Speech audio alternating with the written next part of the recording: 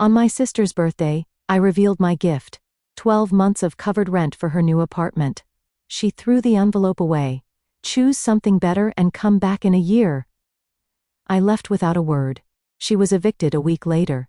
Hi, I'm Sarah.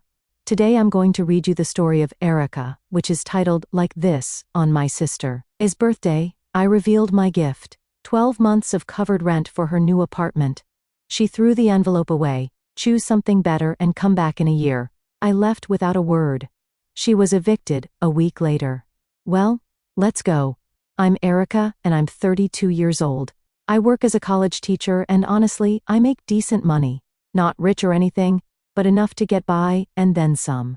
I recently bought my own apartment with a mortgage, which feels like a huge accomplishment.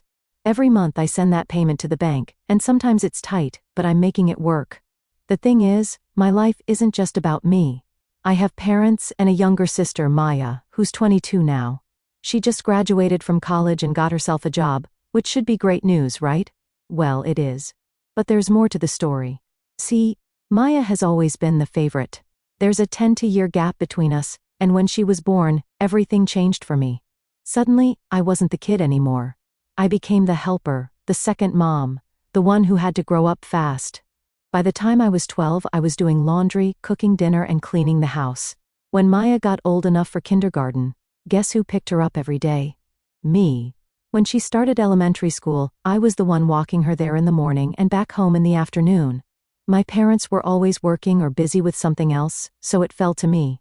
Erica, can you help Maya with her homework?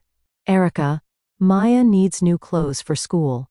Erica, can you watch your sister tonight? It was always something. Don't get me wrong, I love Maya. She's my sister, and she didn't ask to be born into this setup. But man, it got old fast. When I finally left for university, it felt like freedom. I was 18 and ready to live my own life. I studied hard, got my teaching degree, and started working at a high school right after graduation. A few years later, I moved up to teaching at the community college. Better pay, better hours, and I actually enjoyed it. I rented this small apartment from this older guy, Mr. Peterson.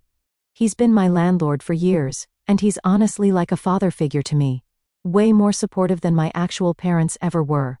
He always made sure the heat worked in winter and never raised my rent too much. When I told him I was buying my own place, he was so proud of me. "You're a good kid, Erica," he said. "You deserve something that's yours." But even after I moved out and started my own life, my parents didn't forget about me. More specifically, they didn't forget about my paycheck. 4 years ago, Maya started college. Expensive college, private college, the kind of place that costs more per year than I make in 6 months. And guess what? My parents couldn't afford it on their own. "Erica, we need to talk," my mom said over the phone. Maya got accepted to St. Catherine's University. It's such a wonderful opportunity for her. The tuition is a bit steep though. We were wondering if you could help us out. Just half of it. We'll cover the rest. Just half of it. Like that was nothing. Like I didn't have my own bills, my own life, my own dreams. But what was I supposed to say? Let Maya give up her dreams because I wanted to be selfish? So I said yes. I said I'd help pay for half of her college tuition. For 4 years I sent money to my parents every semester. Thousands and thousands of dollars that could have gone toward my own future. While Maya was living it up at college, going to parties and joining clubs, I was tutoring kids every summer to make extra money. I didn't take a single vacation in 4 years. Not one. My friends would invite me on weekend trips, and I'd have to decline. They stopped inviting me after a while. I don't blame them. The worst part was last year when I bought my apartment. I was trying to save for a down payment, pay Maya's tuition, and cover all my regular expenses. There were nights I ate ramen for dinner 3 days in a row because I'd spent my grocery money on her textbooks. Did my parents ever acknowledge what I was doing? Did they ever say thank you, or offer to pay me back when they could? Or even just recognize the sacrifice I was making? Nope. If anything, they acted like it was expected. Like it was my job to take care of Maya because I was the older sister. Like I owed them something for being born first. "Maya's doing so well in school," my mom would say when she called. "Her professors love her. She's getting such good grades." Yeah, because she doesn't have to work part-time jobs to pay for her own education, because she can focus on studying instead of figuring out how to make rent. But finally, Maya graduated this past spring. I thought I was free. I thought I could start living for myself again, maybe take that vacation I'd been dreaming about, maybe buy some new furniture for my apartment, instead of the secondhand stuff I'd been making do with. Then Maya told me she got a job but needed help finding a place to live. And somehow, that became my problem too. I ended up renting her a small apartment from Mr. Peterson. He had another property, a cute one-bedroom place that would be perfect for someone just starting out. The rent wasn't bad, but it was still rent. Maya seemed grateful at first.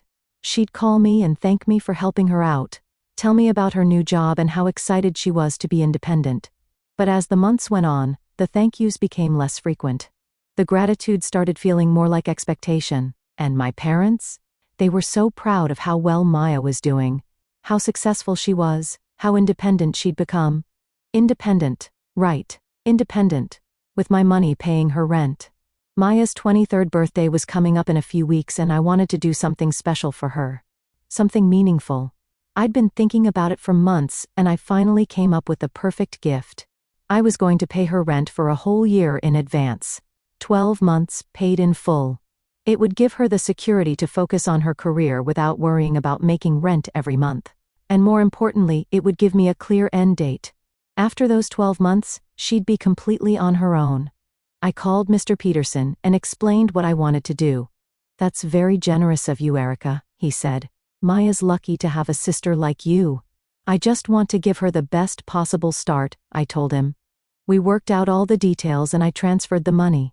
12 months of rent, paid in full. It was a huge chunk of my savings, but I figured it was an investment in both of our futures. Maya would have security, and I would have freedom. I got the payment confirmation and all the paperwork from Mr. Peterson. I put everything in a beautiful envelope, the kind you'd use for a wedding invitation. This was going to be the best gift Maya had ever received. Something practical and meaningful and generous.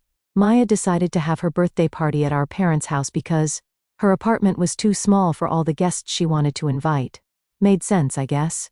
Their place had a big dining room and a backyard where people could hang out. I drove over there on Saturday afternoon with my envelope tucked safely in my purse. I was actually excited, which was weird for me. Usually family gatherings made me anxious, but this time I had something real to give Maya. Something that would actually help her life.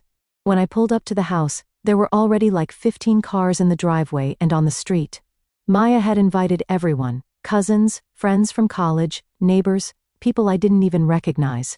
The whole place was buzzing with activity. I walked in and immediately got hit with that familiar feeling. You know the one, where you're technically family but somehow still feel like an outsider looking in. Maya was rushing around the kitchen, wearing this cute dress I'd never seen before. Probably bought it with her new job money. She looked happy and stressed at the same time, trying to make sure everything was perfect. "Hey Maya, happy birthday," I said, giving her a quick hug. "Oh, hey Erica, thanks for coming," she said, but she was already looking past me toward the living room where someone was calling her name. Classic Maya, always distracted when there were more interesting people around. Mom came over and gave me one of those half-hearted hugs where she barely touches you. "Erica, good, you're here. Maya's been asking about your gift. She's expecting something really special from you." "Well, she won't be disappointed," I said, patting my purse. Dad nodded at me from across the room where he was talking to my uncle, but didn't come over, also classic. The next hour was just me standing around making small talk with relatives who only saw me at birthdays and holidays. Everyone wanted to know how work was going, if I was dating anyone, the usual stuff. But mostly they were focused on Maya and how great she was doing. She's such a smart girl, so proud of her for graduating. That new job sounds wonderful. Yeah, I thought. Easy to focus on your career when someone else is paying your bills. Finally, everyone gathered around the dining room table. Mom had made Maya's favorite meal, lasagna with garlic bread and this fancy salad with goat cheese. The table looked really nice actually. They'd put effort into making it special. We all sat down and started eating. The food was good, and people were laughing and telling stories. Maya was in her element, being the center of attention, soaking up all the birthday wishes. After dinner, Dad stood up and cleared his throat. Here we go, I thought. Speech time. We want to say how proud we are of Maya, he started. 23 years old and already making her mark on the world. Mom jumped in, getting all teary-eyed. Maya, you've grown into such an incredible young woman. Your intelligence and determination got you through college. And now you're starting this amazing career. I almost choked on my water. Her determination? What about the thousands of dollars I'd contributed to that college education? But sure, it was all Maya's hard work. We wanted to give you something really special for this birthday, Dad continued. Something to show how proud we are and to help you as you start this new chapter. He walked over to the window and pointed outside. Happy birthday, sweetheart. There in the driveway was a brand new car. Not just any car, a nice one, silver, with a big red bow on the hood like something out of a commercial. Maya screamed. Actually screamed. She jumped up from the table and ran outside, and everyone followed her. She was crying and laughing at the same time, running her hands over the car like she couldn't believe it was real. Oh my God, is this really mine?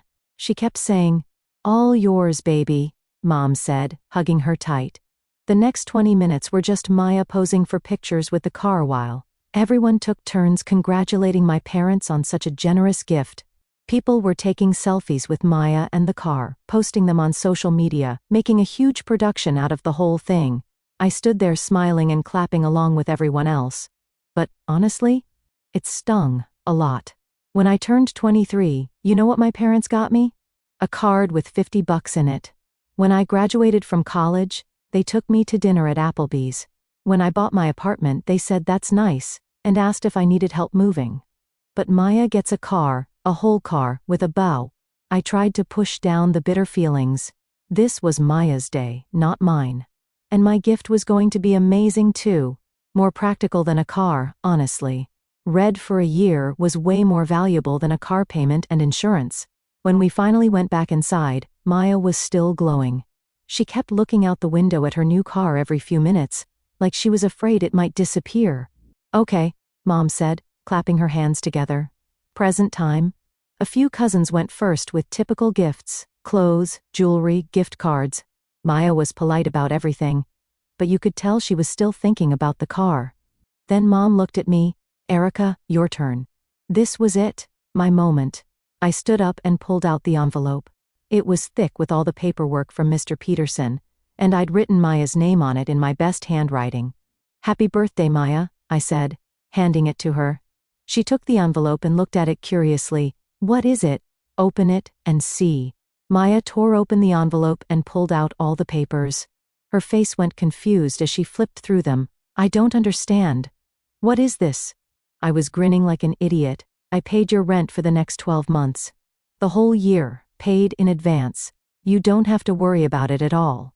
A few people started clapping politely, but they stopped when they saw Maya's expression. She was staring at the papers like they were written in a foreign language. You paid my rent? For a whole year, isn't that great? You can focus completely on your career and building your future. No stress about making rent every month. Maya looked up at me, and her face was not what I expected. She didn't look grateful or excited. She looked angry. Are you serious right now? The room went dead silent. Everyone was staring at Maya, then at me, then back at Maya. I could feel my face getting hot. What do you mean, am I serious? I asked. Of course I'm serious. This is a really good gift. Maya stood up and weighed the papers in the air. Are you insane?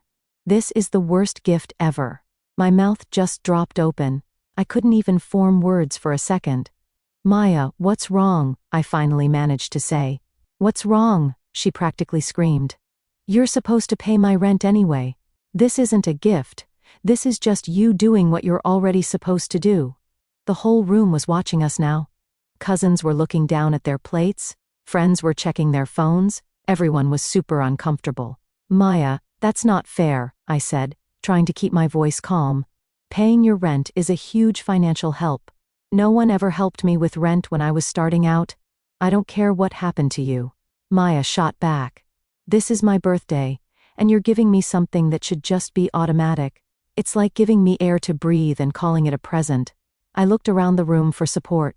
Someone to tell Maya she was being ridiculous. But everyone was just staring at their food, or suddenly very interested in their phones. "Maya, honey, calm down," Mom said, but her tone wasn't telling Maya she was wrong. It was more like she was trying to manage the situation. "No, I won't calm down." Maya shoved the papers back into the envelope. "This is embarrassing. Look what Mom and Dad gave me. A car. A real gift. Something special and expensive and thoughtful." She threw the envelope at me. It hit my chest and fell onto the table. "Next year, get me something decent. Something like what Mom and Dad got me. Something that shows you actually care about me, instead of just doing the bare minimum you're supposed to do anyway." The silence was crushing. I picked up the envelope and put it back in my purse. My hands were shaking. "Maya, I think you should apologize," I said quietly. "Apologize for what? For having standards? For wanting my sister to actually put thought into my birthday?" Dad cleared his throat. "Erica, maybe you should go. Maya's upset and we don't want to ruin her special day." "Wait, I should go?"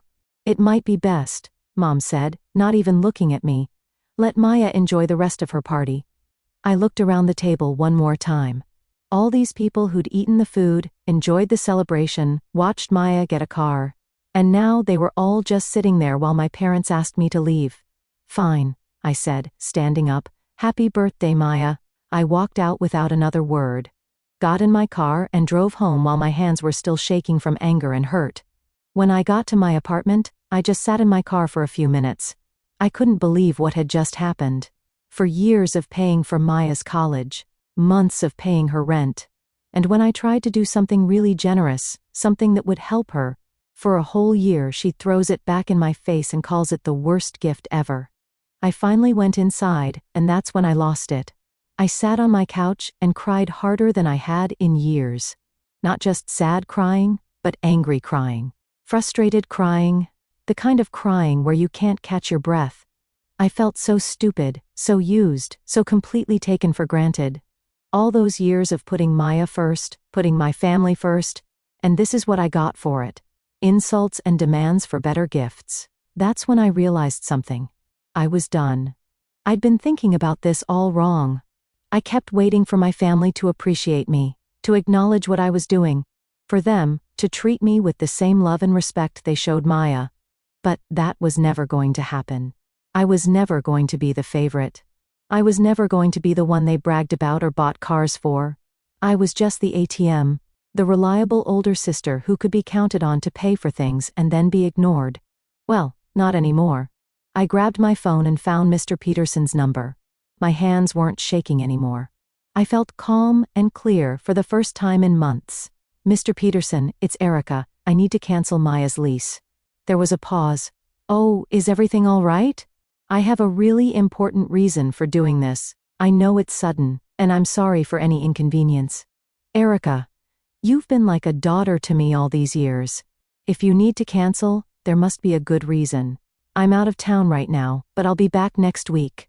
How about we meet then, and work everything out? I won't even charge you a cancellation fee.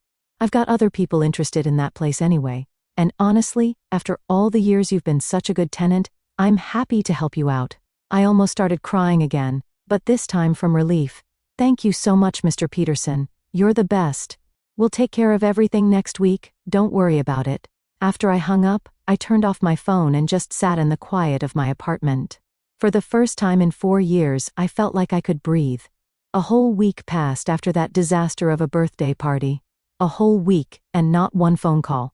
Not from Maya, not from Mom, not from Dad, radio silence. Part of me kept expecting my phone to ring. Maybe Maya would call to apologize for throwing my gift back at me. Maybe Mom would call to check on me, ask how I was doing after they basically kicked me out of the party, but nothing. It was like I didn't exist unless they needed money from me. On Friday, Mr. Peterson called to say he was back in town. We arranged to meet at a coffee shop near his office to handle the paperwork and get my money back. I brought him a bottle of expensive cognac as a thank you. I knew he loved good cognac, and after everything he'd done for me over the years, it felt like the least I could do. "You didn't have to do this," he said when I handed him the bottle. "You've been more supportive of me than my own family," I told him. "I wanted you to know how much I appreciate it." We sat down and he pulled out all the leased paperwork. I'll handle telling Maya she needs to move out. You don't have to deal with that. Thank you, I said. I just can't keep doing this anymore. He nodded like he understood completely. Sometimes you have to put yourself first, Erica. That's not selfish. That's survival. I signed cancellation papers and he handed me a check for the full amount I paid. Just like that, I had thousands of dollars back in my account. That evening, I was making dinner when my phone started going crazy. Call after call after call. All from Maya. I let every single one go to voicemail. By the time I went to bed, she'd called me 23 times. 23 calls in 4 hours. But I didn't answer any of them. Then my parents started calling. Mom, then Dad, then Mom again. I ignored all of them too. I turned the sound off my phone and went to sleep. For the first time in weeks, I slept like a baby. Saturday morning, my doorbell rang at 9 a.m. I knew who it was before I even looked through the people. All 3 of them, Mom, Dad, and Maya. Maya's eyes were red and puffy from crying. I opened the door but didn't invite them in. Erica, we need to talk, Dad said. Mr. Peterson kicked me out, Maya blurted out. He said you canceled my lease. How could you do this to me? You threw my gift back at me and called it terrible, I said calmly. You said it wasn't good enough for you. I was just upset. I didn't mean it. Mom stepped forward. Erica, this has been addictive. Maya made a mistake, but kicking her out of her apartment? That's going too far. I laughed, actually laughed out loud, vindictive. I'm tired of being your ATM while you all treat me like garbage. We don't treat you like garbage, Dad said. Really? When's the last time you called me just to see how I was doing? When's the last time you thanked me for paying thousands of dollars for Maya's college? When's the last time you got me anything for my birthday that cost more than $20? They all went quiet. Maya wiped her nose. Look, I'm sorry, okay? I overreacted, but I had to move back in with Mom and Dad because of you. Good. Maybe now you'll understand what it's like to not have everything handed to you. Erica, please, Maya said, starting to cry again. I can't afford my own place yet. I just started this job. Then you should have thought about that before you told me my gift wasn't good enough. I started to close the door, but Dad put his hand out to stop me. Maya apologized. What more do you want? I want you all to leave me alone. But they wouldn't leave. They kept standing there arguing with me, so I literally had to push them back and shut the door in their faces. I locked it and went to my bedroom where I couldn't hear them banging on it. They called me for days after that, but I blocked all their numbers. 2 weeks later, Mom called me from a number I didn't recognize. Erica? It's Mom. I almost hung up right there.